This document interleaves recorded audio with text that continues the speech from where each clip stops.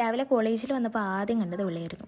ആള് നമ്മുടെ മെയിൻ കക്ഷിയാണേ. പിന്നെ കുറച്ച് നാളത്തെ സൗന്ദര്യപ്പണക്കത്തിന് ശേഷം ഞങ്ങൾ വീണ്ടും സെറ്റായി. പിന്നെ പേരൻസിന് ചായയും പഴംപൊരിയും കൊടുക്കാനായിട്ട് ഞങ്ങളെ ഇറന്നു ഏൽപ്പിച്ചായിരുന്നു. പിന്നെ അതെടുക്കാൻ പോയേക്കുമായിരുന്നു. അതൊക്കെ എടുത്ത് പിന്നെ ഞാൻ ഇന്നലെ പറഞ്ഞില്ലായിരുന്നോ, എനിക്കൊരു ഫംഗ്ഷൻ ഉണ്ടെന്ന് നാളെ.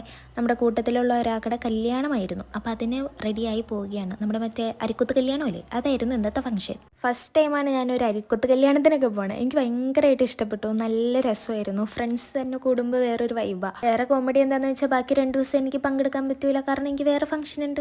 അതിന് വന്നില്ലെങ്കിൽ വാപ്ച വീട്ടിൽ നിന്ന് ഇറക്കി വിടുമെന്ന് പറഞ്ഞു. അതുകൊണ്ട് പിന്നെ ഇതിന് പോകാണ്ട് അതിന് പോകേണ്ടി വന്നു. പിന്നെ അവക്കടെ കുറേ വീഡിയോയും ഫോട്ടോസൊക്കെ എടുത്തു. പിന്നെ മൈലാഞ്ചി ഇടാനിരുന്നു. ഞാൻ ഏതാണ്ട് മണവാട്ടി കണക്കാം നടുകയറിയിരുന്ന് മൈലാഞ്ചി ഇറങ്ങണ്ട. എനിക്ക് ഈ മൈലാഞ്ചി പണ്ടുപോയിലിരുന്ന് ഇഷ്ടമാണ്. അതുകൊണ്ട് കൈയുടെ അപ്പുറം ഇപ്പുറമൊക്കെ ഞാൻ മൈലാഞ്ചി ഇടിപ്പിച്ചായിരുന്നു.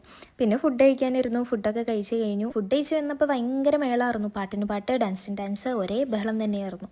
പിന്നെ കുറേ നേരം ഇരുന്ന് പാട്ടും പാടി തുള്ളൊക്കെ കഴിഞ്ഞ് 10-11 മണിയായി വീടെത്തിയപ്പോൾ പിന്നെ ഒന്നിനും നേരം ഉണ്ടായില്ല. മൈലാഞ്ചിയുടെ ഒരു വീഡിയോ എടുത്ത് പിന്നെ നേരെ പോയി കിടന്നുറങ്ങി. അപ്പം അത്രേ ഉള്ളൂ. ടാറ്റാ.